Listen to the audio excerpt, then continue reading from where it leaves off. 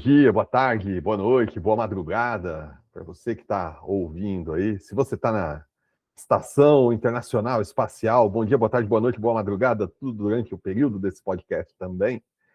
Estamos aqui mais uma vez. Eu sou o Elcio, eu sou sócio fundador aqui da Vise. Nós estamos aqui com o Igor, a Tabata e o Wellington, e nós vamos falar hoje sobre improviso. Por que as pessoas falam tanto de improviso em software? Mas antes, vocês querem se apresentar, pessoal? Olá, bom dia, boa tarde, boa noite. Sou a Tabata, diretora comercial aqui da Vise, e espero poder contribuir aí com o tema do improviso, que é bem comum aqui na área comercial, né?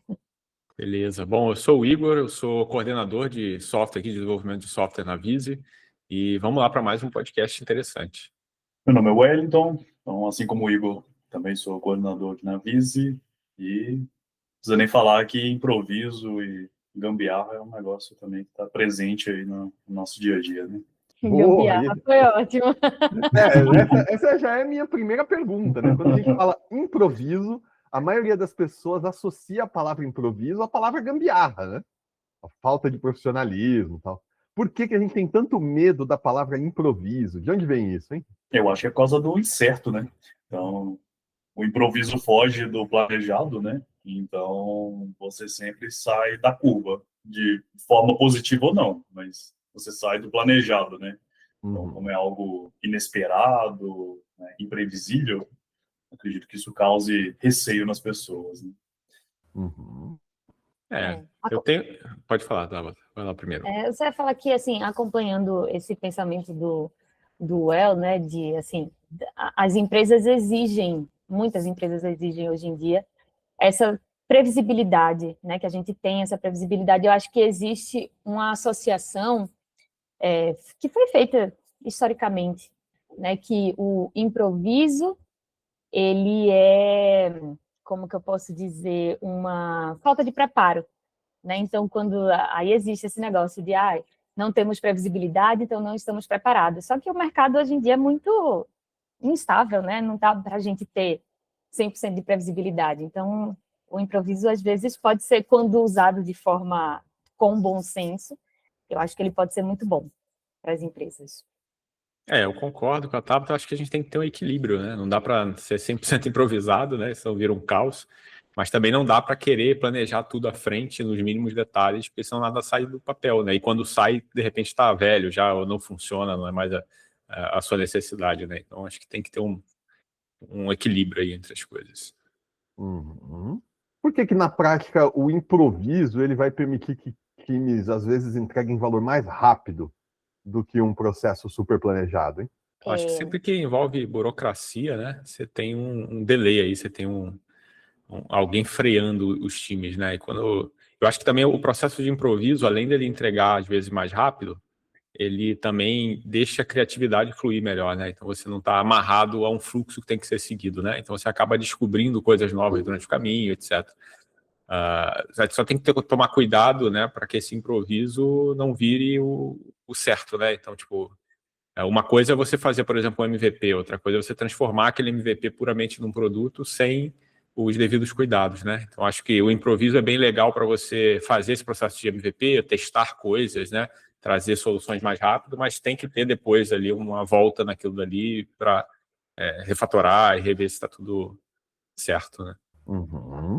Eu acho que também, quando a gente tem ambientes muito burocráticos, todo esse processo de decisão e tal, às vezes leva mais tempo até, né, um tempo muito, muito longo, assim, do que tempo de execução mesmo, né? Então, isso termina, querendo ou não, tirando competitividade, né, das empresas e tal. Então, acho que improvisar também tira aí um pouco dessas, como que eu posso dizer, tira camadas, assim, de validação, né, que são, às vezes, desnecessárias, quando um time já tem muito clareza, assim, dos objetivos, né, do contexto e tudo mais. Então, acho que tem esse ponto também.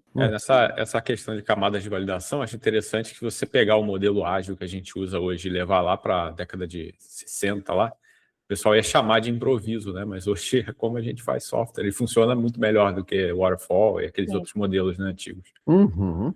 Cara, sabe quem que foi a primeira pessoa de que eu tenho notícia a adotar um modelo ágil para produção de coisas em empresa, e que, assim, não chamava modelos ágeis na época, né? Os métodos ágeis vão ganhar esse nome em 2001, né? Mas o primeiro cara que eu sinto que entendeu esses princípios, começou a trabalhar assim, não sei se vocês já ouviram falar do Dee Hock. Dee Hock é o fundador da Visa, sabe? Visa de cartão de crédito e tal, né? Então, o Dee Hock, ele começou em 68, eu acho que ele fundou não, né? Ele começou um processo. A Visa foi fundada na década de 70, no meio da década de 70. Mas ele trabalhava para o Banco Americard. E na época, nos Estados Unidos, os cartões de crédito estavam começando. E o negócio era um inferno, porque se você tinha um cartão de crédito de um banco, esse cartão de crédito só era aceito nas maquininhas daquele banco. Eu não sei se você lembra, você sabe, né? Você lembra, vocês são bem jovens em relação a isso. Eu lembro, eu vi isso. A maquininha de cartão de crédito antes da eletrônica. Você colocava o cartão de crédito num papel carbono, passava um negócio em cima, assim, para ele marcar o carbono, e o cara assinava aquele recibo ali, né? Então, naquela época, cada... Não sei não. Não, né? Naquela época, cada lojista fazia o contrato com os bancos que ele ia aceitar o cartão de crédito, sabe? E o Dee Hock foi o cara que conseguiu reunir os bancos, que por natureza eram inimigos, não tinha cooperação entre os bancos nos Estados Unidos, eles não se falavam, sabe? E ele conseguiu reunir os bancos e dizer, gente, a gente precisa criar um troço aqui, que é uma associação que vai pertencer a todos os bancos, em que a gente vai aceitar o cartão de crédito de todo mundo. Todo mundo vai ganhar mais dinheiro, vai ser melhor para todo mundo, vai mudar a vida das pessoas lá na ponta. E aí ele recebeu um desafio de montar esse negócio assim, em tempo recorde e tudo mais. E ele tinha uma ideia, ele dizia que as grandes organizações do mundo até aquela época, elas eram organizações de comando e controle. E ele cita o exército americano, ele cita a igreja, como organizações que tem um cara sentado lá no topo, depois tem um grupo de 8, 10 pessoas que respondem para esse cara, depois tem um grupo de 100 que responde para aquelas 10, e que o cara lá na ponta, né, o cara no final, na base da pirâmide, espalhada pelo mundo, esse cara só tem que obedecer às ordens. Então ele diz que isso era a era da ordem. Ele diz que as pessoas estão acordando que isso aí está criando indústrias, criando organizações que são máquinas de moer gente. Estão matando a humanidade. Então ele traz uma ideia que ele diz que, cara, está nascendo uma era que é a era caórdica. É a era em que a ordem emerge do caos. Então não é caótica, é caórdica. A gente começa no caos e a gente deixa a ordem emergir. Então ele foi o primeiro cara a botar todo mundo num open space, sabe? Aquela, não vão ter paredes, hierarquias, tal. A colocar quadro branco na parede, entregar post-it para as pessoas e dizer, olha, a sua missão aqui é resolver esse problema. E você pode andar por esse espaço e falar com quem você quiser. Ah, puxa, eu estou resolvendo o problema da logística, da entrega do cartão. E eu preciso falar com o cara que está resolvendo o problema da fabricação do cartão. Eu não preciso falar com o meu chefe, para o meu chefe falar com o chefe dele, para o chefe dele conseguir uma reunião. Eu vou lá na mesa do cara e falo com ele. Foi o cara que começou com isso, sabe? E aí a ideia dele inicial era a seguinte, a gente vai remover toda a burocracia e as pessoas vão criar os controles que elas acharem necessário. Então a gente só vai ter documentos, só vai ter processo, que as pessoas olharem e falaram, a gente precisa de um documento, a gente precisa de um processo. A gente não vai ter um cara em cima, sentado na cadeira central, dizendo para todo mundo, vamos trabalhar dessa maneira. Tal. E esse cara mudou o jeito como a gente não teria hoje, né? Tudo que a gente tem de pagamentos, a evolução do sistema bancário todo, sem a Visa lá, na década de 70, fazendo isso, né? Conseguindo unir os modelos de cartão de crédito e tudo mais lá e tal. De lá para cá, isso virou meio que um lugar comum, assim. Boa parte das pessoas nem sabem quem foi o Dee Hock. Mas se você olhar para, por exemplo, como as pessoas olhavam para as empresas de tecnologia nos anos 80, né, 10 anos depois do D-Rock, as pessoas olhando lá para a Apple, como funcionava, as pessoas olhando para a Microsoft, como funcionava, e comparando. O Steve Jobs fundou a Apple, né? E o mote dele era: a gente vai destruir a IBM. A IBM é o inimigo. A gente não vai trabalhar como a IBM, sabe? Então, assim, quando a gente fala em improviso e a gente trabalha em modelos ágeis, a gente olha como para a palavra improviso e a gente imagina algo muito caótico em relação ao que a gente faz hoje. Mas quem está trabalhando num modelo waterfall super centralizado, olha para o nosso trabalho e fala: pô, esses caras trabalham só com improviso. Então, acho que esse preconceito com a palavra improviso, assim, né? Vem do fato de que ninguém quer dizer o que eu faço é improviso. Todo mundo olha para a palavra improviso e imagina o cara que trabalha menos estruturado do que ele. E fala: aquilo é improviso. O que eu estou fazendo aqui não é improviso. Né? Enquanto, pô, o Igor falou bem aí, improviso tem muito a ver com princípios ágeis. Sabe? Aquela ideia lá do manifesto ágil, responder a mudanças em vez de seguir um plano. Sabe? Para mim, isso tem tudo a ver com improviso. Quando a gente fala, por exemplo, de improviso na música, improviso no jazz. Pô, eu vou assistir um improviso de jazz. Ninguém faz cara feia e fala: o quê? Você vai ver uns caras que não ensaiaram? Que não prepararam? Que não sabem o que vão tocar? Não, porque é exatamente aquilo, né? As coisas surgem dali, né? Você tem, alguém tem alguma ideia, algum exemplo, assim, de startup, de big tech, ou até de projeto que você trabalhou, tal, onde uma decisão improvisada ou a liberdade do time improvisar gerou algum resultado assim surpreendente? Acho que dá para citar todas as big techs, né? Se você pensar na Apple, vocês não tinha nada. Você citou a Apple, por exemplo, né? Não tinha nada. Era um cara no porão de casa lá que fazia algo parecido com um computadorzinho. O Steve Jobs se juntou a ele, né? Que era o Wozniak, os dois Steves. E aí surgiu a Apple. Então a gente pode supor aqui que foi tudo no improviso, né? Microsoft, mesma coisa, né? O Bill Gates aprendeu a programar, comprou lá o DOS de alguém, vendeu, improvisando ali, porque ele nem sabia de fazer aquilo direito, e hoje é a Microsoft, enfim. O Basic do Altair, o Gates escreveu sozinho, né? Eu imagino que não deva ter um processo super complexo de alguém fazendo especificações, alguém fazendo QA, quando um cara está escrevendo um negócio sozinho, né? Se você for ver os documentários da época, retrata lá o Bill Gates dormindo no escritório, não ia para casa, sabe? Então é um processo, tipo, eu imagino que totalmente improvisado, né? Até no senso de vida ali dele, né? Uhum. Eu lembrei de um caso também que quando a Netflix ela foi trocar a infra dela, né, passou a ser tudo cloud, eles tiveram muito problema para garantir a estabilidade lá do sistema como um todo, né? Então eles estavam ganhando bastante tração, isso já deve ter 10, 15 anos por aí. Eles estavam ganhando bastante tração, já tinha bastante usuários, e por mais que eles tivessem ali a expertise de saber como arquitetar a solução para ela ser o mais estável possível, eles sempre ficavam com receio se, num dia aleatório, um servidor, um data center caísse, por exemplo. E aí, o que aconteceria, né? Então, por mais que eles tivessem pensado na solução, mas eles nunca tinham a experiência real de uma queda, né? De uma falha.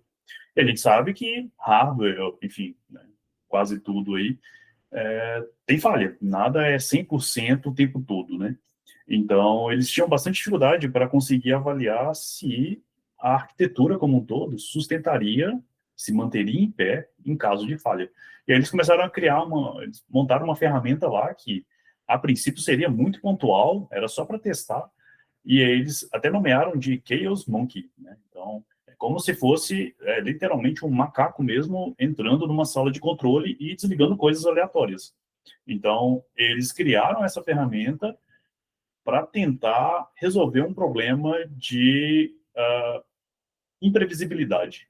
Então, eles publicaram na época lá um blog, né, uma postagem num blog, e até tem uma uma analogia lá, que é o seguinte, né? Imagina que você está dirigindo o seu carro e, de repente, o seu pneu fura.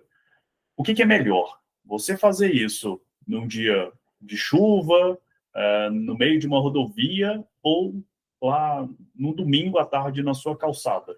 Será que você garante que o tempo todo você está com ferramenta adequada, o seu step está cheio, ele está pronto para ser utilizado? O tempo todo você garante? Porque se você não garante, então o ideal seria você fazer um teste toda semana, colocar o seu carro lá na calçada da sua casa mesmo, né? E fazer uma troca.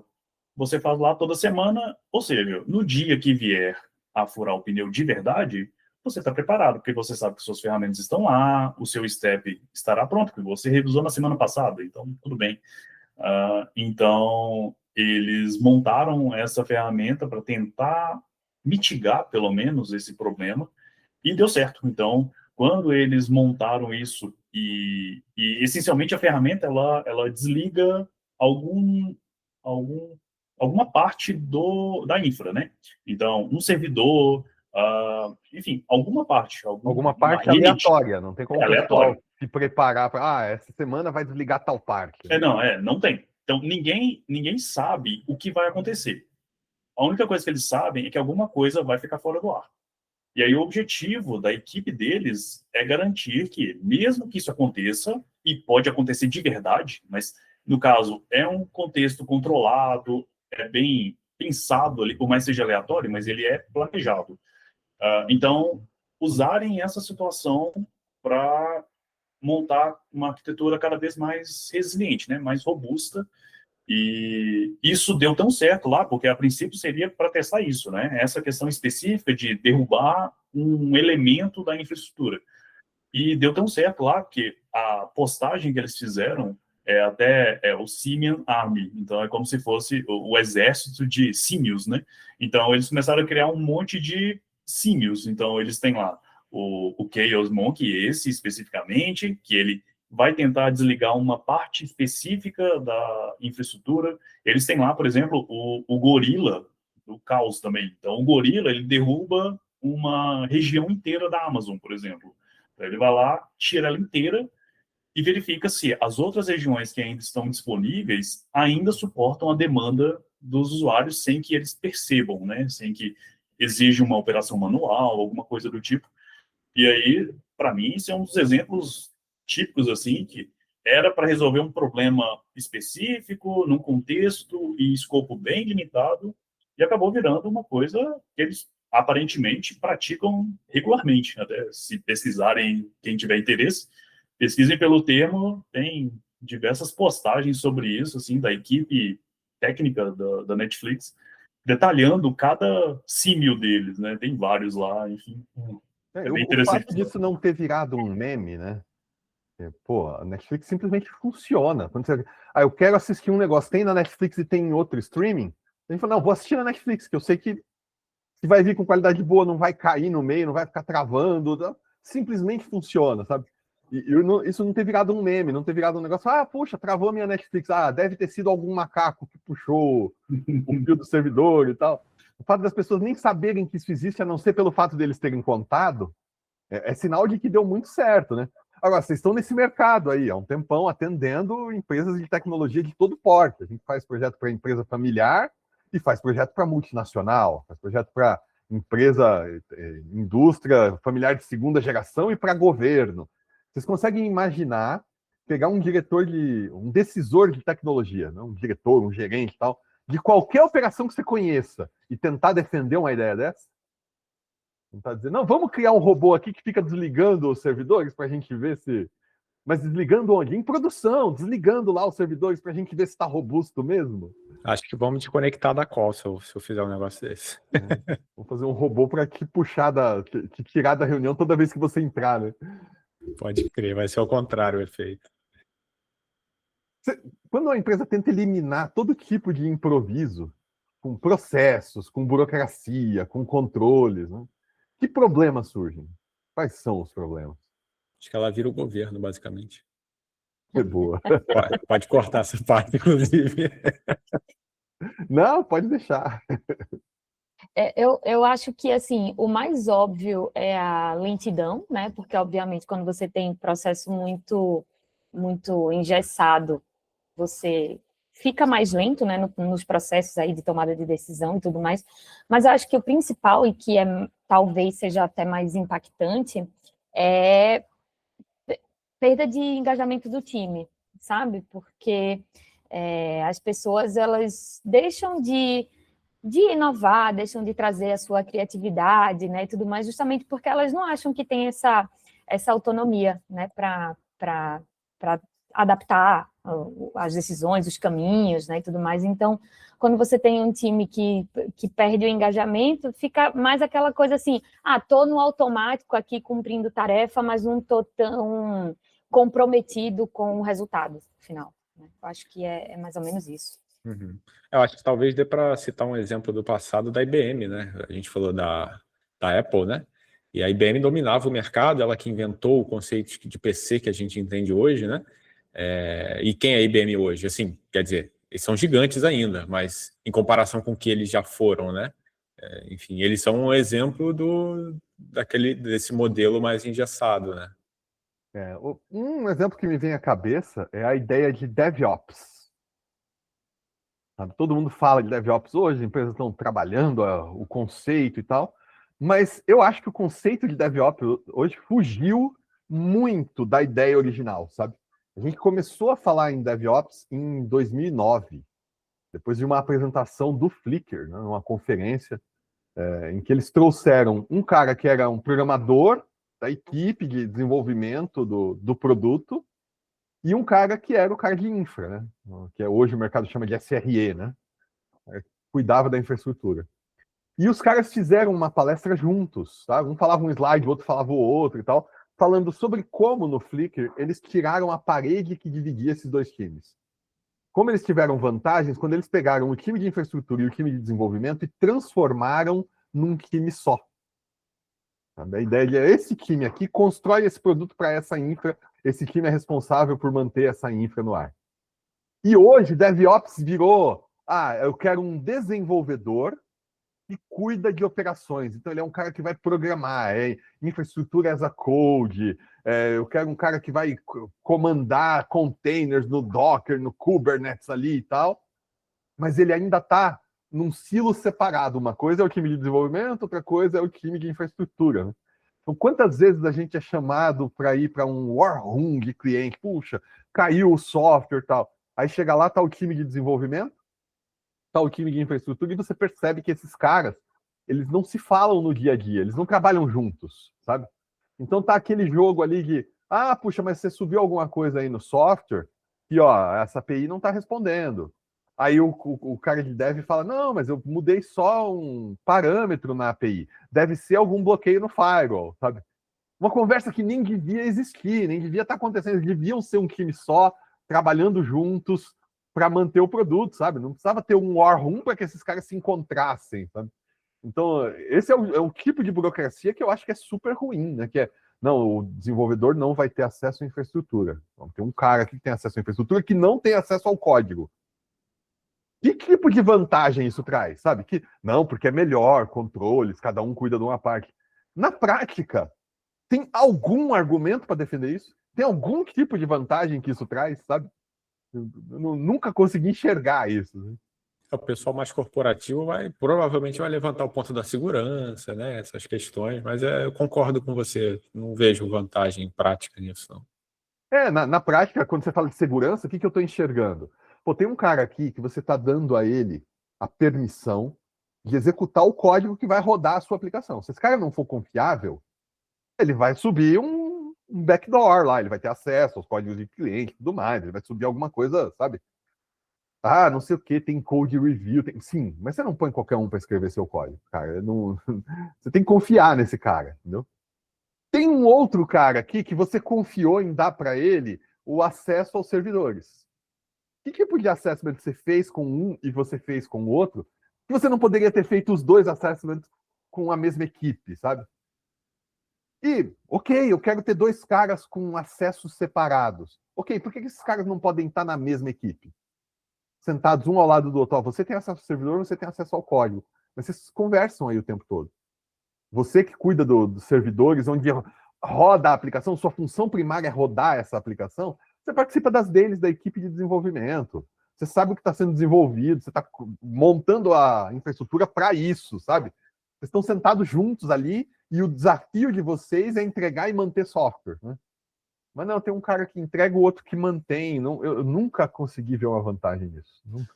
E tem um outro ponto que você levantou também da confiança, né? Se você não confia naquela pessoa para alguma coisa, ela nem deveria estar na empresa para começo de conversa, né? Porque isso é usar de confiança, mas enfim. E tem um outro detalhe, né?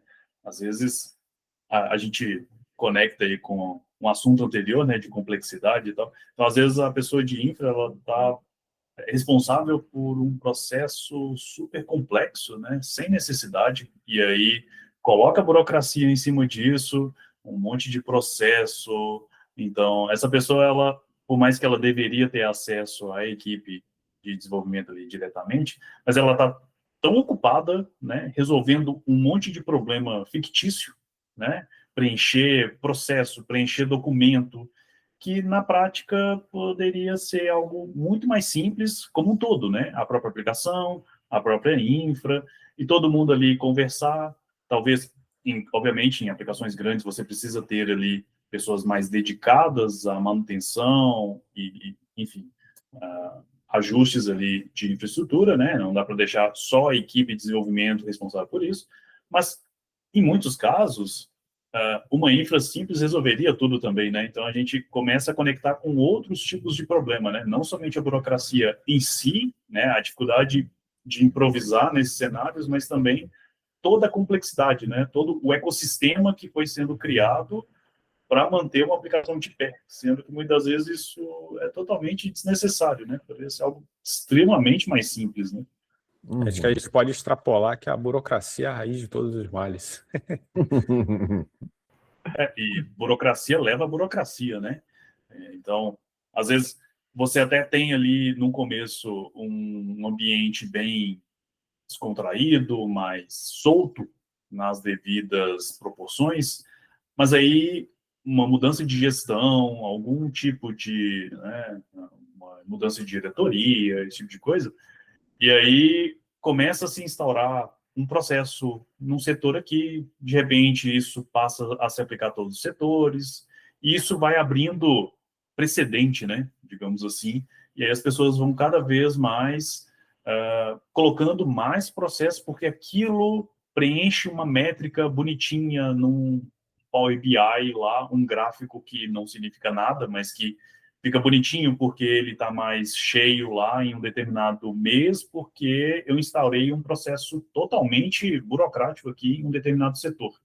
Então, isso vai aumentando cada vez mais métricas, né, mais previsibilidade, entre aspas, né, dos processos, e isso vai cada vez engessando mais todos os processos da empresa, né, e vai só piorando. E, normalmente, é o tipo de coisa que é fácil de colocar, mas é bem difícil de tirar, né? Porque as pessoas vão se acostumando, aquilo vai virando a cultura da empresa, né? Todas as pessoas ali começam a ver naturalidade naquilo, né? É normal ver que para fazer uma determinada tarefa eu tenho que preencher 10 documentos, marcar 5 reuniões e conversar com 50 pessoas, porque é assim. Sempre foi assim, desde que eu entrei é assim, então deve ser assim mesmo. Todo mundo que entra se adequa a isso, né? E isso vai se propagando, né? Na palestra lá de 2009, os caras do Flickr assustaram uma parte do mundo corporativo quando eles disseram que eles faziam 10 deploys por guia. Não, a gente faz mais ou menos 10 deploys em produção por guia. Processo de, né, integração contínua, infra do lado de desenvolvimento e tal, 10 deploys por guia.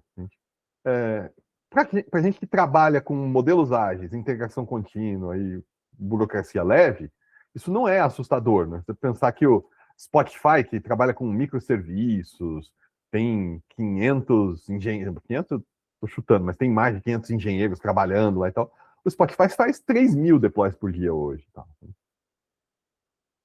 Mas aí você pensa que, cara, boa parte das empresas no Brasil, inclusive de empresas que são tecnologia, né? Cujo core é tecnologia e tal.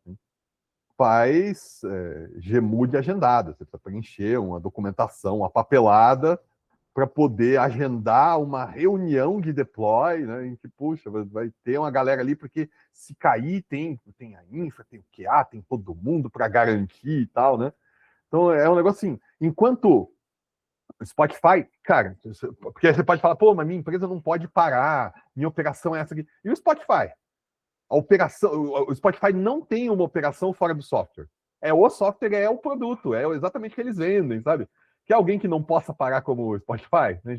E os caras fazem 3.000 deploys todo dia. Eu tenho certeza que eles não estão preenchendo o Gmood e agendando reunião com o time de infra para fazer deploys, né?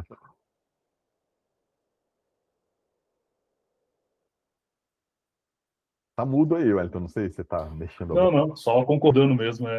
Infelizmente, às vezes é um monte de processo e deveria ser algo simples, né? Então, isso desmotiva, conecta aí com o que a Tata tinha falado antes, né? Às vezes é algo simples, mas que as pessoas vão se desmotivando, né? Então, surgiu uma falha no software, enfim, em qualquer parte da operação. Olha, é simples, resolvo isso aqui em 10 minutos. Mas aí ele lembra que ele tem que preencher documento, marcar reunião, conversar com várias pessoas, né? Mais documentos, essas reuniões geram novos documentos, que geram novas demandas, novas pendências.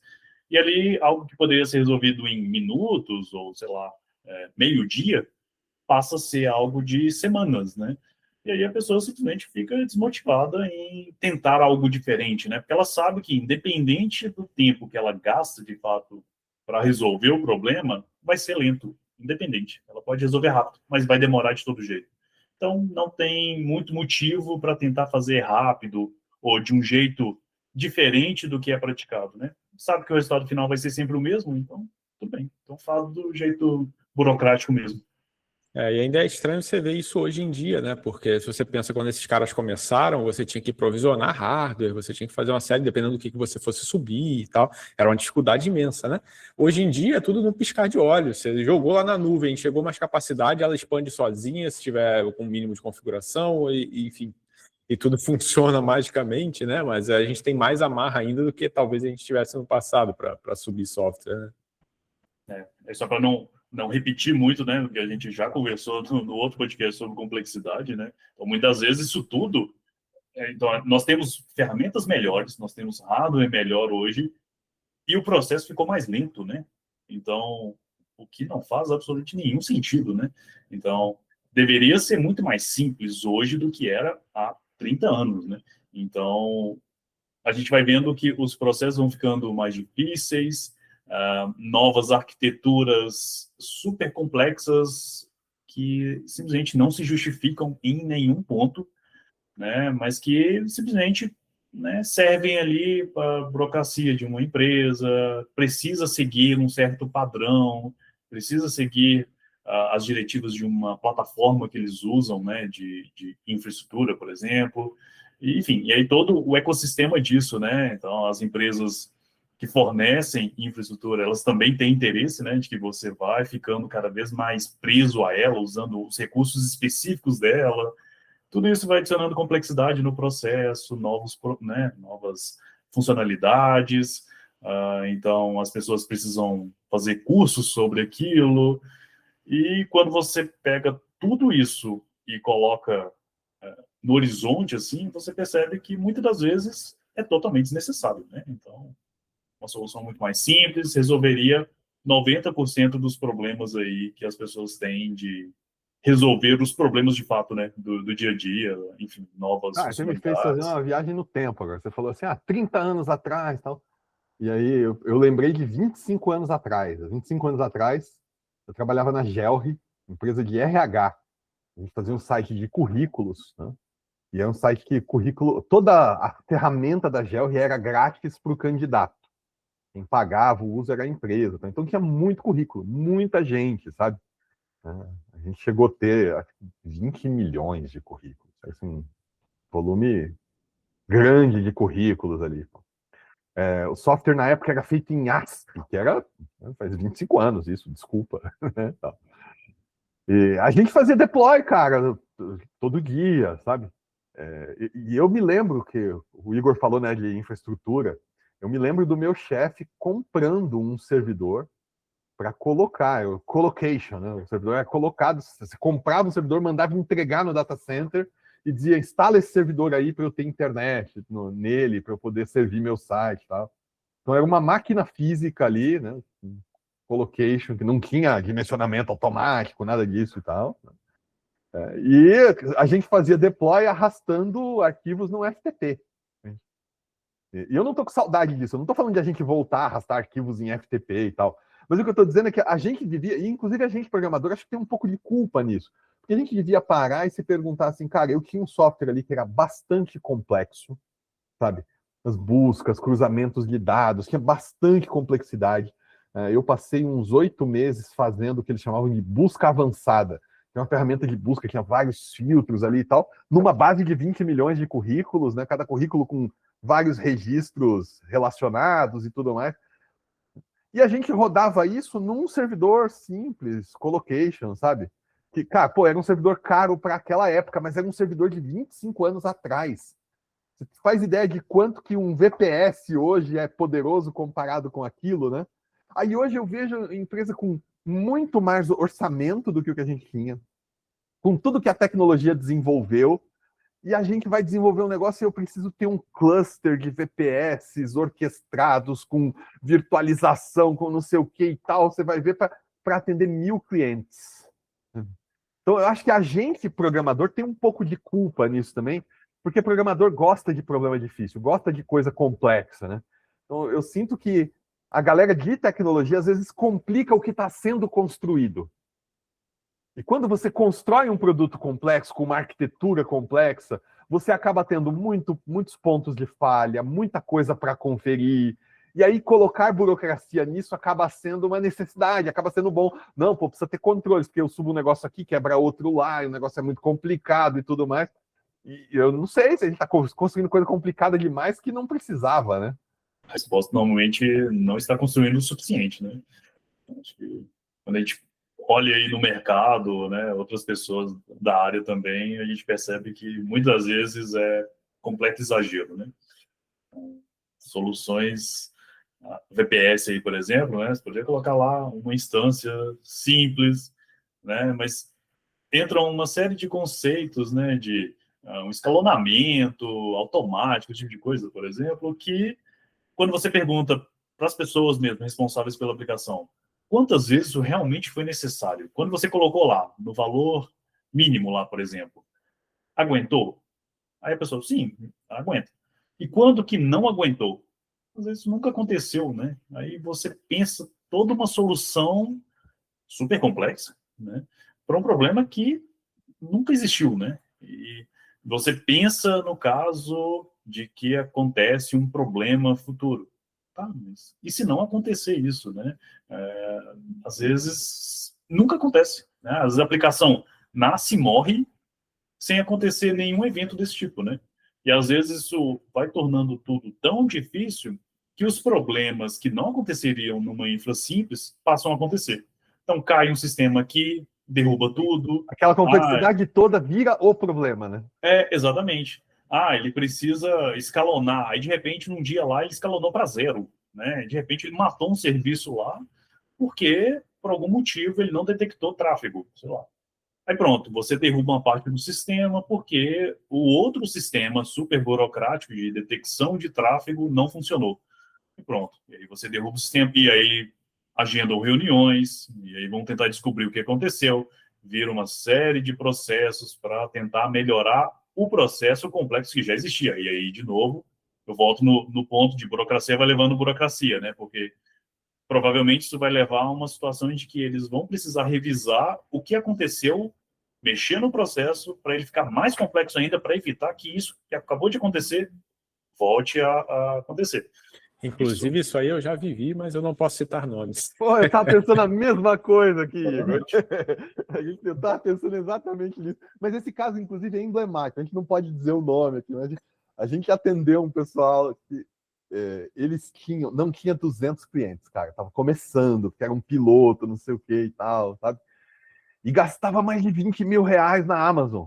uma infraestrutura super complexa e tal. Aí eu cheguei lá e perguntei, mas gente, qual que é o mercado potencial? Qual que é o universo de clientes?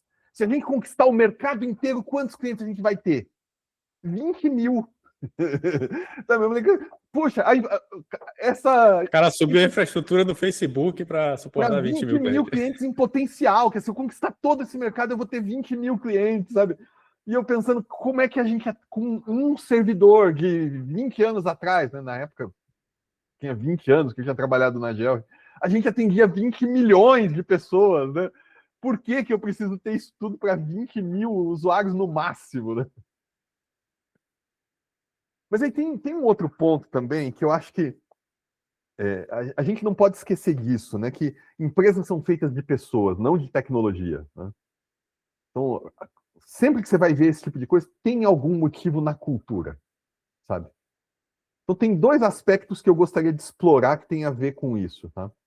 O primeiro que é o seguinte, eu falei, por exemplo, sobre o jazz, né? Vou ver lá uma banda de jazz que eles fazem improviso e tal, né? O cara, para improvisar no jazz, ele precisa dominar muito bem os instrumentos, o que ele está tocando, ele tem que ser, né, realmente um virtuoso naquele instrumento ali. Ele tem que dominar muito bem a teoria. Então, poxa, o cara que improvisa no jazz, ele domina muito o campo harmônico, os modos gregos, ele estudou improvisação. Então, todo esse conhecimento faz com que na hora ali a coisa flua, e ele vai improvisar e você olha e fala, nossa, que lindo, esse cara sabe exatamente que nota dá em cada tempo, e quando parar e quando começar e tal. E foi improvisado, ele não planejou antes, mas foi muito estudo para conseguir improvisar daquele jeito, né? Será que tem alguma relação também no negócio do software? Será que tem um lance de que, cara, quanto mais sênior o desenvolvedor, mais liberdade a gente deveria dar para ele improvisar, porque a capacidade dele de reagir, de construir a coisa certa. Enquanto você pega o cara que está começando agora, que não tem experiência, e deixa ele improvisar, ele vai construir um negócio que não faz sentido ou que é complicado demais? Eu acredito nisso. Faz total sentido. Acho que a gente só tem que tomar um certo cuidado, aí volta de novo no equilíbrio lá, para não virar o improviso de qualquer jeito, né? Mas o sênior... Mas aí, desculpa interromper, mas aí eu entendo que quando a gente fala de um sênior, você está falando de um cara que não só tem experiência com a tecnologia, mas tem experiência com o negócio que ele está trabalhando ali. Então eu não vejo esse cara improvisando nesse sentido, né? Para mim, se ele faz esse tipo... consciência, né? Se ele faz desse jeito, eu não classificaria ele como sênior, por exemplo, sabe? Eu imagino, estando de fora, né? Não sou desenvolvedora, nada, mas que esses profissionais, né, com a senioridade maior, eles entendem mais os impactos, né? Impactos técnicos, né? Quais que são os riscos envolvidos no projeto como um todo e tal. Então, eu imagino que sim, né? Que quanto mais sênior, maior a sua capacidade de improvisar, como eu falei ali, com consciência, né? E não só no impulso. Sim, concordo com isso. É só porque você falar sênior não é uma caixinha, né, fechada, que você ganha o selo sênior, põe na testa e isso te dá carta branca, né, por exemplo. Uhum. Então, é difícil dizer nesse sentido, porque nem todo sênior... Nem todo sênior é igual. A classificação é um negócio super subjetiva, né? O cara virou sênior porque ele tem anos de trabalho, mas não ganhou experiência. E aí, o que vai fazer? Exato. Às vezes também ele pode ser sênior aqui nessa empresa, ele trocou para uma outra empresa que o negócio é totalmente diferente. É legal, ele sabe a tecnologia, mas ele não sabe o negócio da empresa. Dá para classificar ele como sênior também? Não sei. Eu acho que, por exemplo, a tecnologia, na nossa área, assim, a tecnologia em si, ela é o de menos. Mas a experiência em testar coisas, isso sim vai aumentando a senioridade da pessoa. Então, estamos comentando aqui a capacidade de entender do negócio. Exato. Então, assim, não é exatamente a tecnologia. Eu sei Python. Eu sei mexer com Linux. Não é isso. Mas aquela sacada de ver uma situação e conseguir pensar em uma solução abstrata, né? Não entrando nos detalhes de como exatamente, qual tecnologia de banco de dados ele vai usar, mas pensar em como resolver aquele problema. Então, essa pessoa que tem a experiência de anos de improviso, agora no improviso correto, digamos assim, de conseguir ser maleável, ser flexível, entender ali quais são as demandas reais, né, como superar desafios pontuais, né, conseguir sugerir melhorias em processo, tal. Esse sim, esse eu consigo confiar nele, se de fato ele tem toda essa experiência que ele mostra ter, tudo bem. Provavelmente as decisões dele serão excelentes. Mas simplesmente colocar o sênior, né, o cara pode simplesmente, como o Elcio comentou, ele pode trabalhar com a mesma tecnologia há 20 anos fazendo a mesma coisa que é preenchendo o formulário lá. Às vezes ele é até uma pessoa técnica, mas ele fica só... Mas ele está trabalhando mal há 20 anos. Mas, há 20 cara, anos. 20 anos ali... Exatamente. Acabou virando sênior, né? Então assim, ele tem 20 anos de experiência com Python. Tá bom, mas em termos de valor para um negócio, para uma empresa, será que tem alguma coisa? Será que ele tem esses 20 anos também? Ou será que ele era um completador de tarefa, né? Ele vai lá, marca a tarefa, e aí a empresa, por questão burocrática também, ela tem que subir o cargo dessa pessoa, né? Ela não pode ficar 20 anos como júnior, por exemplo, né? Vai ficar estranho e tal. Ela acaba subindo esse funcionário até o nível de sênior lá, que é o máximo, Cara, por esse exemplo. negócio dá um episódio inteiro só sobre esse tema, né? Que é Dá. a carreira do desenvolvedor e como a empresa avalia isso e como dá autonomia, que papel o desenvolvedor deveria exercer com base nisso. Exato. E a gente sabe aí na prática, né? Às vezes a pessoa tem anos, literalmente, né? Anos de experiência ali no currículo, né? Você pode conferir na carteira de trabalho, se você quiser. Mas na prática, no dia a dia, ele parece uma pessoa que acabou de entrar no mercado, né? Ela domina uma tecnologia, um jeito de fazer as coisas, mas quando você foge desse padrão, foge dessa tecnologia, a pessoa é simplesmente ingênua, assim, ela não sabe de nada, né? E, em compensação, você tem pessoas ali com pouco tempo, de fato, sei lá, 1 ano, 2 anos, mas que conseguem ter abordagens super avançadas, né? Porque ela, de novo, não está presa na tecnologia, na experiência da tecnologia, mas na vivência dela, né? Então, como, obviamente, a gente não consegue separar parte pessoal de profissional, né? Então, às vezes, até a experiência pessoal, né, desse profissional vai Esse é um negócio, eu interferindo. não sei se é politicamente incorreto falar sobre isso, tal, mas até em relação a talento, né?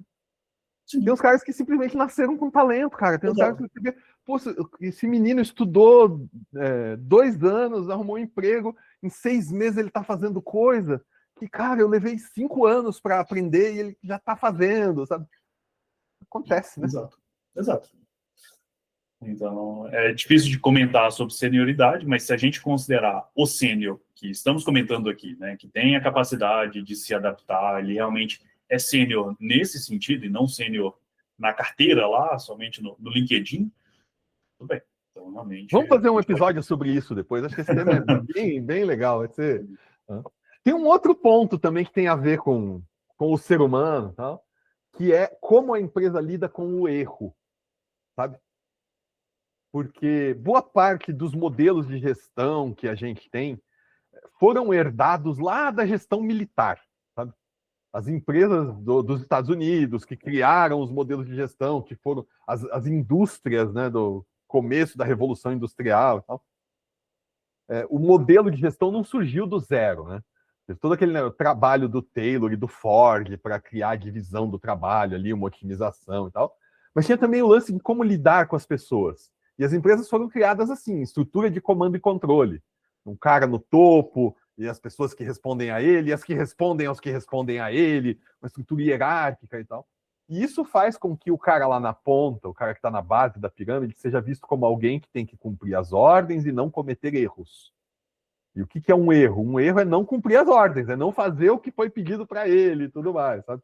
Então, nesse cenário, com essa cultura, com esse modelo de gestão, eu vejo muitas empresas que simplesmente não têm a cultura necessária. Não é um problema de tecnologia, de recursos, de nada disso, de talento das pessoas, é da cultura. A empresa não tem a cultura necessária para inovar, e especialmente para inovar em tecnologia, para inovar em modelos ágeis, sabe? Então, pô, os caras do Flickr fazendo 10 deploys por dia, os caras do Spotify fazendo 3.000 deploys por dia, você acha que eles acertam todo o deploy? Com certeza, esses caras erram de vez em quando, sabe? De vez em quando o cara sobe um negócio que tirou um microserviço do ar, que estragou uma página e tal. Se cada vez que esse cara fizer isso, ele tiver que fazer um processo de post-mortem burocrático, se explicar por que ele errou, reunir o time, dizer que medidas nós vamos tomar para que esse erro não aconteça de novo, os caras não vão fazer 10 deploys por dia, né? E fazer isso, sei lá, talvez seja mais caro do que só corrigir o erro, né? Então, como é que as empresas lidam com isso e como elas deveriam lidar, né? Como é que resolve isso?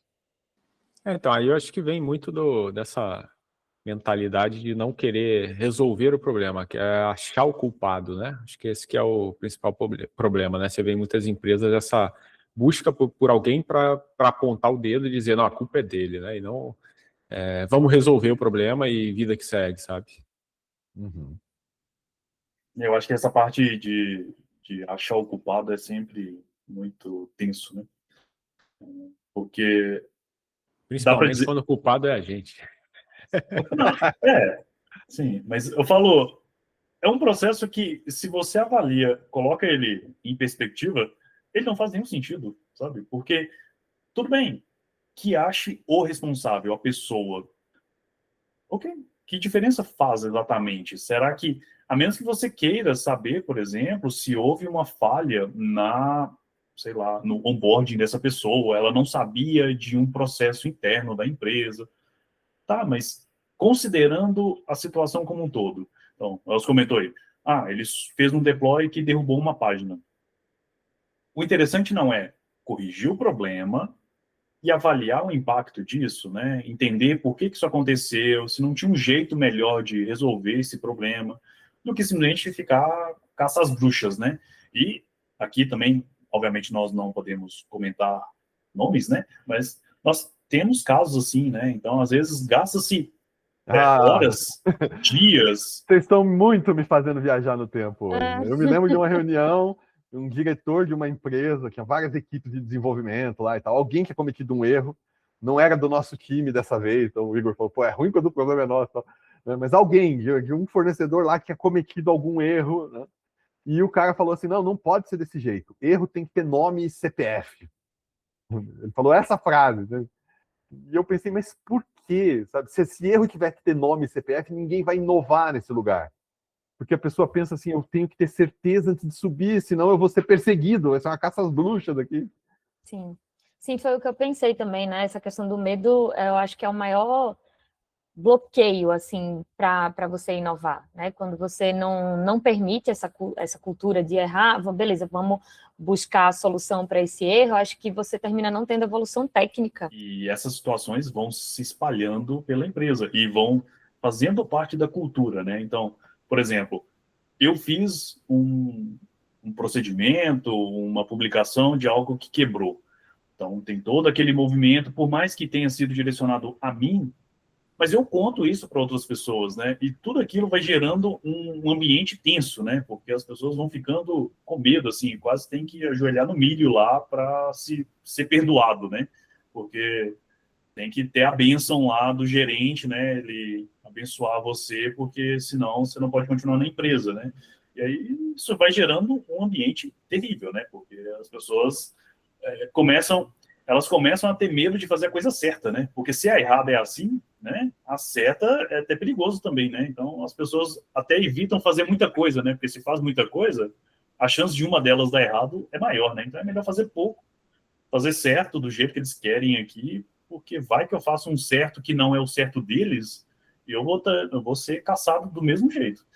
Então tudo isso vai gerando um ambiente horrível, né? Então as pessoas vão ficando cada vez mais motivadas, e isso também diminui a qualidade do trabalho, né? A gente pode também chegar nesse ponto aí, foi anterior também, né? Que a gente já comentou, mas vai diminuindo, né? As pessoas deixam de ter soluções melhores porque elas precisam se adequar. Ninguém vai assumir protagonismo de nada, ninguém vai ser realmente criativo sem cometer erros, sabe? Exato. Então, a gente precisa... E da nossa parte, de quem desenvolve tecnologia, de quem faz arquitetura de software, sabe? A gente precisa construir arquiteturas em que cometer erros catastróficos seja difícil, sabe? em que, poxa, as pessoas vão cometer erros. Então, cara, tem um erro que eu não posso deixar as pessoas cometerem, porque isso vai dropar o banco de dados. Então, esse erro aqui, eu preciso construir uma arquitetura em que o cara só vai fazer isso de propósito, não vai ter, sabe? E mesmo assim vai ter bloqueio, não vai conseguir fazer e tal. Para dar às pessoas liberdade de experimentar, sabendo que tem guardrails ali, sabendo que, não, e construir um ambiente em que fazer rollback, em que consertar, em que encontrar o defeito seja fácil, sabe? Em que, poxa, não, eu cometi um erro, mas em 5 minutos eu resolvi. E aí, isso da nossa parte, né, programadores, e da parte de quem gere, exigir isso do seu time, né? Constrói tecnologia para que vocês possam errar e criar essa cultura de que, cara, vamos cometer erros, tudo bem cometer erros. Vamos aprender com os nossos erros, vamos descobrir o jeito melhor, vamos junto aqui, sabe? Criar uma cultura em que um cara que subiu um negócio e quebrou, ele esteja muito à vontade para dizer na próxima dele, pessoal, ontem eu subi um negócio lá, saiu do ar, eu fiz essa correção aqui, em 5 minutos eu pus de volta. Cuidado com isso aqui, gente, ó, se faz, mexe aqui e sai do ar, hein? Sabe? E que ele não tenha medo de dizer isso, sabe? Não tenha medo de, pô, vou perder meu emprego porque eu subi o negócio errado, ou vão me chamar para dar explicações numa reunião com o chefe. Sabe? Legal, então, eu queria, para a gente ir tentando fechar o assunto, chegar a alguma conclusão mais prática, assim, né? Falar sobre como que a gente aplica o improviso na hora que a gente está construindo um negócio que é folha branca, que é do zero, sabe? Porque um negócio que eu vejo muito é as pessoas pararem, gastarem muito tempo em especificação, em documentação, depois muito tempo em arquitetura. Não, vamos aqui desenhar quais são os componentes, como vai ser e tal. Ah, legal, agora a gente desenhou tudo, agora vamos programar, né? Eu aprendi assim, né? Na faculdade eu estudei análise estruturada. É exatamente isso. Você decide tudo primeiro, depois que você documentou tudo, aquilo está escrito em pedra, você não vai mudar mais, aí você escreve a primeira linha de código, sabe? Tal.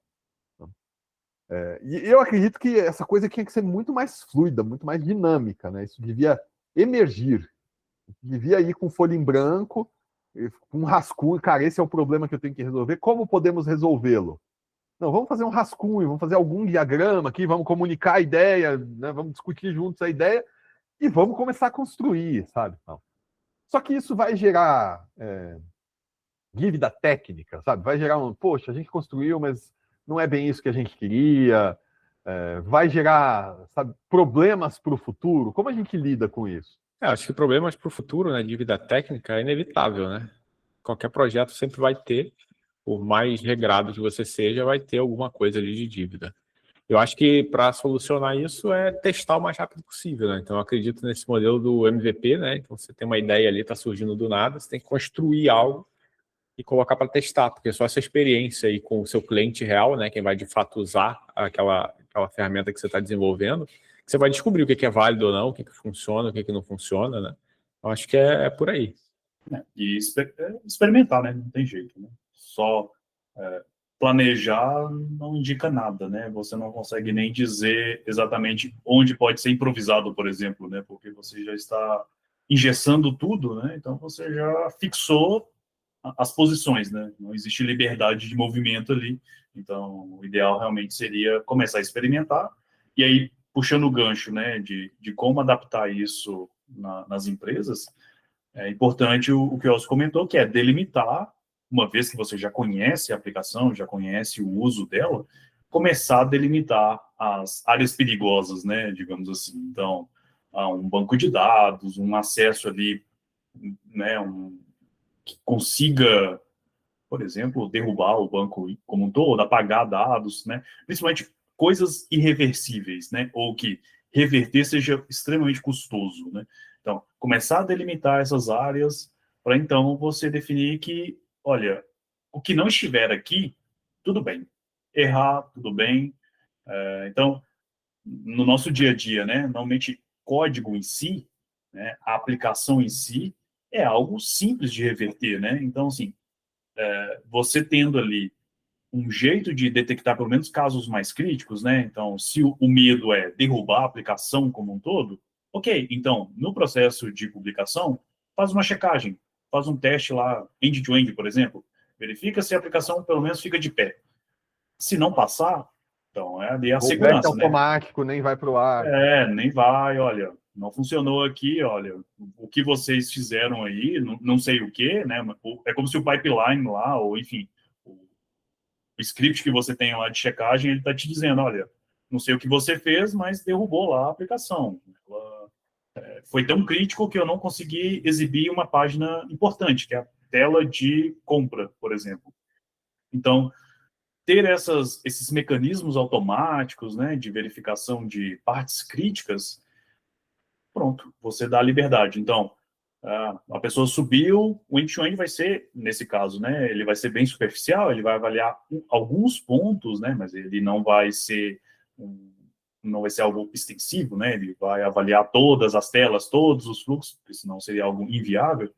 Mas aí subiu, né, passou nessa checagem e quebrou uma funcionalidade lá, tudo bem, reverte. Se não der tempo de montar a solução, né, vai ser algo mais complexo e tal, desfaz. Então, provavelmente estamos usando o Git, né, espero, aí, em todos os projetos, mas a gente sabe que na prática nem todo mundo usa, mas você está usando o Git, você vai lá e volta ao commit anterior, né, o commit que inseriu esse bug, e pronto, está tudo certo.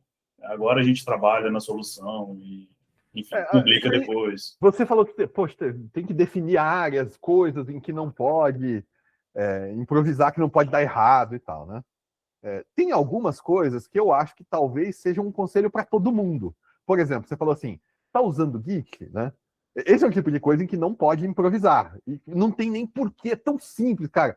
Você vai começar um projeto agora, você tem que ter Git e você tem que ter um CI, sabe? Você não pode fazer deploy arrastando arquivo no FTP. É óbvio. Né? Por quê? Porque esse tipo de coisa já te dá um guardrail, já te dá uma proteção, dizendo, cara, você pode errar, que você vai bater aqui, daqui não passa. Você não vai cair no despenhadeiro, porque você tem o Git, você tem um CI, então ninguém está subindo um código lá que ninguém sabe de onde veio. Se precisar fazer rollback é fácil e tal. Entende? Tem outras coisas assim que são conselhos meio que universais, coisas em que, olha, nisso aqui, isso é um básico que não é para improvisar, isso aqui tem que ser feito, né? Coisas como segurança, por exemplo, ou algum tipo de coisa assim que você acha que vocês acham que isso aqui você precisa pensar primeiro, não improvisa nisso não, isso aqui tem que estar bem planejado. Sim, acho que aí faz parte da delimitação, né? Acho que aí vai depender exatamente, porque a gente não consegue generalizar, né? Nem se eu colocar, por exemplo, área médica. Depende da área específica que estamos falando, né? Eu não posso improvisar, por exemplo, num equipamento que, em qualquer falha, alguém morre. Esse simplesmente não aceita improviso. Agora, se eu estou desenvolvendo um sistema da área médica que permite que eu cadastre uma informação, mas se ele der um erro lá, tudo bem. A pessoa tenta de novo mais tarde. Nada grave, ninguém vai morrer, literalmente, no caso, né? Por isso. Então, ok. É até difícil dizer, assim, conseguir dar exemplos tão específicos, porque depende da área. Esse negócio de área é importante, né? Se você está ouvindo a gente aí, você é desenvolvedor, ou é técnico, e está aí no ITA estudando para fazer software para Embraer, né? Esquece tudo que a gente falou aqui, tá? Por favor. É diferente, seu negócio é outro. Tá? A gente está falando aqui da maioria das aplicações do mercado corporativo aí, beleza? Exatamente. Não, e muitas áreas, na verdade... Meu Deus, eu morro de medo de avião. E muitas das áreas, na verdade, elas nem permitem, de fato, a improvisação, porque você tem leis, você tem regulamentos, normas sobre o que está sendo feito, né? Então, nesses casos, não é discutível, né? Não é uma questão de opinião, é uma questão de lei, né? Então, as pessoas realmente não podem fazer de qualquer jeito ou testar algo diferente. De repente, eu vou fazer uma modificação no motor do avião, ou fazer um teste aqui, ó. Essa unidade ela vai sair um pouco diferente, porque eu quero ver se uma certa função vai ser do jeito que eu estou imaginando. Não é assim, não pode ser dessa forma. Área médica, área militar, né? Mesma coisa, você não quer, sei lá, um drone de reconhecimento lá, você não quer que ele reconheça uma base inimiga como aliada, né? Então, não pode acontecer esse tipo de coisa.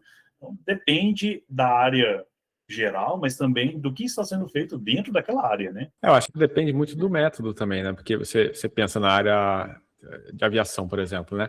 Se você não pudesse testar as coisas, a gente estaria basicamente voando num teco-teco até hoje, né? Então, assim, a gente tem evolução, só que você testa de maneiras diferentes, né? Então, você não vai colocar aquilo lá no avião, um negócio que você não sabe se funciona ainda, e botar gente para voar, né? Você vai ter laboratórios, etc. Você vai testar do mesmo jeito, né? E falando em teste, uma coisa que eu acho que é muito importante, que eu ainda vejo muita gente deixando de lado, é teste unitário, né? Isso é o mínimo para você, falando de software, né? Para você subir o seu software, por mais que seja um MVP ou o que seja, com um mínimo de qualidade ali, e um mínimo, pelo menos, de certeza que ele não vai quebrar nada grave, né? Você ter teste unitário, né? Mas a gente ainda vê muita gente hoje desenvolvendo sem teste unitário, né? Privacidade de dados é outra área, né? Que o improviso ele precisa estar dentro de limites muito bem definidos, né? Principalmente depois de LGPD, de tudo. Então, me veio outra coisa à cabeça aqui agora, que é uma preocupação que eu tenho real, é a questão da IA, né? Como é que vai ficar? Porque hoje em dia é tão fácil, principalmente na área de software, de você gerar software de qualquer coisa, sem ter o mínimo entendimento sobre aquele negócio ali que você está fazendo, que você acaba gerando inúmeros problemas, né? A gente já teve casos aqui, também não posso citar nomes, né? De parceiros aí, de empresas que a gente teve que se conectar e que os caras tinham gerado negócio com IA, e você pediu um negócio simples, pô, você pode verificar esse fluxo aqui, como é que ele é feito, e a pessoa não conseguia chegar ali e ler o código, porque ela tinha literalmente escrito um prompt e a IA escreveu o código para ela. Então, esse episódio realmente tá cheio de casos que a gente não pode citar o nome, né, gente? Pode crer. Mas é uma preocupação verdadeira aí. Eu acho que o cenário com o IA daqui para frente, do jeito que a gente está usando, que eu vejo as pessoas usando hoje, aí vai ser confuso, no mínimo. E normalmente a gente está comentando aqui de casos em que, idealmente, seria bom reduzir a burocracia, o planejamento, para tentar fornecer um ambiente mais livre para improviso. Mas a Tabata comentou de privacidade de dados e eu acho que acontece às vezes o contrário, né? A gente tem tantos casos aí de vazamento de informações super sigilosas, então eu acho que estão dando liberdade demais para as pessoas erradas, usando as áreas erradas dentro dessas grandes empresas, né? Grandes empresas, equipes grandes, né? Então, empresas com um orçamento gigantesco, né? Não dá para falar que é uma empresa de garagem lá que aconteceu isso. Então, informações super sigilosas, importantes, não deveriam ser públicas, e aí, talvez aqui a gente entra no outro extremo, né? Então, não foi delimitado, né, onde essas pessoas, essas responsáveis, deveriam ter acesso e provavelmente ganharam acesso, e isso, de alguma forma, ela conseguiu extrair informações que não deveriam. E então a gente também tem o outro extremo, né? Eu também tenho uma sensação, Wellington, que as empresas estão aprendendo ainda a lidar com compliance LGPD. Já deviam ter aprendido, já é lei há um tempão, mas estão aprendendo ainda, né? Os processos estão evoluindo e tal. Eu também tenho a sensação de que o processo para lidar com isso é pesado demais. Ele está inspirado no resto dos processos que as empresas têm. Então, quando você tem um processo que é pesado demais, é muito complicado, quem pode ter permissão para cada coisa e tudo mais, você acaba fazendo que seja difícil validar as permissões e autorizações. É difícil saber com precisão quem tem acesso ao quê, quem pode o quê, se isso envolve um monte de documentos espalhados e sistemas diferentes e um monte de aprovações e tudo mais. E você acaba promovendo uma subcultura, né, de uma rede informal de resolução de problemas. O negócio, poxa, é tão complicado que o cara, de repente, ele... não, toma minha senha aqui, acessa aí, porque você precisa resolver o problema e tal. Então, complicar demais não torna mais seguro, torna menos seguro, porque são seres humanos, eles vão precisar resolver de algum jeito, sabe? Eu já vi isso acontecer. Já vi isso acontecer e dar problema. Nesse ponto da LGPD também, você vê, por exemplo, o governo vazando dados, né? Não só aqui no Brasil, né? Falando de outras leis que existem por aí. O que você mais vê por aí é governo vazando dados pra caramba. Aí você pensa, os caras que criaram essas regras não conseguem seguir elas. Aí você vai exigir que uma empresa lá está sendo cobrada. É claro que eles têm que ter responsabilidade sobre os dados. Não estou dizendo que seja esse o caso, mas é complexo, né? Não é tão simples assim quanto se pensa, né? LGPD é outro negócio que daria um episódio aqui. Na minha opinião, tem que cumprir a lei, obviamente tem que cumprir a lei, tá? Mas essa lei é exagerada. Na minha opinião, ela é exagerada. Tanto a LGPD quanto a GDPR, na qual ela se inspirou, sabe? Tem obrigações e mecanismos ali que no mundo real não deveriam existir, não faz sentido. Tá? Mas quem sabe um outro episódio sobre isso aí também. Né? Vocês estavam falando aí sobre as coisas em que não pode improvisar, eu tentei anotar para fazer um resumo aqui, tá? Então vamos lá. Você tem que ter controle de versão e um processo de deploy automático para que errar seja fácil voltar atrás e, né, as coisas estejam sob controle ali. Você tem que ter testes unitários. Uma preocupação que eu tenho é que o Igor falou assim, pô, teste unitário garante um mínimo de qualidade e tal. Do nosso ponto de vista, que já está trabalhando com teste unitário, sim, teste unitário garante um mínimo de qualidade e tal. Mas o meu medo é que a palavra mínimo não dê a noção exata da importância disso, sabe? Do quão grande é o mínimo, né? Esse mínimo é uma barra realmente muito alta. Assim. Você quer ter software que não vai dar dor de cabeça, e aí não vai dar dor de cabeça, não é 100%, vai ter dor de cabeça, vai ter coisa para resolver, mas comparar, sabe, software escrito com uma boa cobertura de testes, software que tem um back-end com 100% de cobertura de testes, com um software que não foi feito com testes, é assim, um nível de qualidade incomparável, sabe? Então esse é um negócio que para mim seria inegociável, tem que ter teste unitário. Segurança e compliance é o tipo de coisa que você não quer errar, você não quer abrir uma porta de API lá que estava não autenticado e dar acesso aos dados, porque é um negócio que não tem como corrigir depois. Alguém capturou os dados, alguém roubou os dados, cara, a dor de cabeça que isso dá, o prejuízo que isso dá, é incorrigível. Então aí você não pode improvisar, sabe? Segurança não dá para improvisar. Regulamentações, o Wellington citou aí, né? Pô, tô trabalhando com área de saúde, tô trabalhando com área financeira, seguros, banco. Tem coisas que a lei exige, e é bom que exija. Eu, como usuário de hospital, de seguradora, de banco, de avião, que bom que tem lei, que tem regulamentação e tal. Nessas áreas não dá para improvisar. E inteligência artificial é outra área que, cara, é muito novo. Eu estou vendo gente fazendo coisas assim que são absurdos em termos de segurança e confiabilidade. Ah, não, põe uma IA aqui que vai resolver e tal. E você olha e fala, isso vai dar problema, eu sei que vai dar problema, o jeito como as pessoas estão usando IA hoje. Tá? Vocês acham que esse é um bom resumo? É isso? É isso aí. Para a gente terminar, alguém ouviu a gente agora e falou, cara, realmente precisava ter mais improviso aqui, precisava ter uma cultura mais leve de experimentação e tal. Como é que eu, líder, posso dizer para o meu time que está tudo bem improvisar, para validar ideias, para construir de maneira orgânica as ideias, sem que o time sinta que eu estou sendo negligente, que eu não me importo, faz qualquer coisa aí? Eu acho que começa deixando claro quais são os impactos caso dê errado. Então, primeiro, né, a gente volta Mas aí no tema. Sem assustar, né? Sem assustar, sem pânico, sem terror. Né? Encontrar o equilíbrio, né? Então, delimitou. Então, você delimitou lá as áreas que podem ser flexibilizadas, digamos assim. Tudo bem. Então, agora você parte do segundo ponto, que é deixar claro que, olha, subiu, aconteceu um problema, ok. O máximo que pode acontecer é isso aqui. Então, você delimitou. Então, se você está começando agora, delimite uma área minúscula, né? Algo que você tem certeza que o impacto ali vai ser mínimo, né?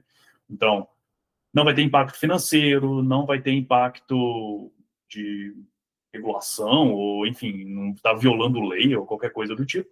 Pegou esse pedaço, pessoal, podem testar. Então, usem isso aqui como se fosse um playground, digamos assim. Vocês podem, desenvolvem corretamente, mas caso dê errado, tudo bem. Nós sabemos que o impacto vai ser praticamente zero. É uma ferramenta, sei lá, auxiliar aqui ao processo principal, tudo bem. E aí as pessoas vão pegando... um espaço seguro, né, para experimentação. Né? Exatamente. Então, podem ir testando.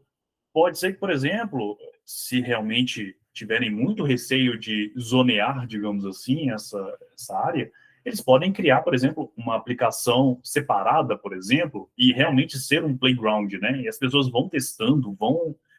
Ok, lá não vai ter carga, então você pode colocar uma infraestrutura super simples lá, né? Que vai ter somente a equipe técnica mexendo, né? Então, coloca lá esse serviço simplificado, que na pior das hipóteses, caiu tudo, corrompeu tudo. É isso. Era playground, era só para testar. Tudo bem, gente, olha, ó, aconteceu isso aqui, não façam, tá? Então, tudo bem. E aí vão testando. Assim que a equipe ganha ali confiança, né, nesse processo, até não só a equipe técnica em si, né, mas gerência, enfim, diretoria, ganha confiança de que a equipe está conseguindo conduzir por conta própria, né, definir o que é importante, o que não é, o que é crítico, o que pode derrubar, o que não derruba. Ok, agora você pega, zoneia uma área dentro da aplicação principal e vai, né, aos poucos, progredindo aí nesse senso de responsabilidade, né? Quer dizer, é um processo de construir a maturidade do time. Exato, exato. Até porque, se a gente está falando de uma empresa que sempre trabalhou da forma rígida, engessada, as pessoas vão ter muito medo, né? Literalmente, vão ter medo de cometer erro. Então, não adianta você simplesmente chegar e, num belo dia, lançar quase como se fosse um decreto na empresa falando, olha, errar tá tudo bem. As pessoas simplesmente não vão acreditar, vão achar que isso é uma armadilha, né? Para aí a pessoa tentar improvisar, cair no erro e ser demitida, por exemplo. Tá querendo uma desculpa para me mandar embora. Exatamente. Tá precisando só de um bode expiatório aqui, a gente coloca... O primeiro que cair, a gente pega ele e manda embora, e é isso. A gente deu a liberdade, ó. Mas, ó, o que aconteceu, ó? Ainda exibe lá, né? A gente deu a liberdade, o cara foi lá e derrubou tudo. Olha só, a gente não pode fazer isso, não. Então, fazer isso de forma progressiva e as pessoas, né, precisam ganhar confiança e o respeito ali, mútuo, né, para que elas tenham confiança em fazer esses processos sem ter o medo da consequência individual, né? Mas ter o senso aí geral de equipe. Concordo muito com ela e criar momentos assim, né, de retrospectiva, de feedback, esses ciclos mais enxutos, mas mais curtos assim, né, de aprendizado, né, para dar esses feedbacks e tal. Eu acho que esses momentos eles ajudam o time a criar confiança em si, né, confiança no processo, enfim.